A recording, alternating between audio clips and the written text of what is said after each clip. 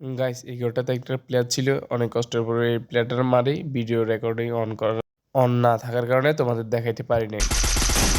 ঘরটার ছাদের উপরে ওঠার পর দেখি আরেকটা প্লেয়ার, এটা অনেক কষ্ট করে স্কার দিয়ে নক করি।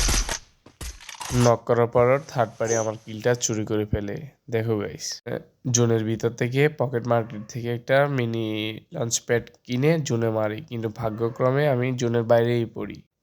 জুনের বাইরে এসে দেখি আমার কাছে সুপার মেডি নেই, তারপর একটা বক্স কিনে একটা সুপার মেডি নিয়ে নিই।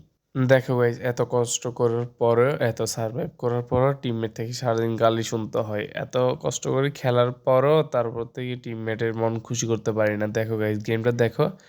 তার যদিও বুই আনতে পারি না, তারপর অনেক কষ্ট করেছি, অনেক চেষ্টা করেছি, কিন্তু থার্ড পার্টি এনিমির কারণে বুইয়ে আনতে পারি নাই গাইস।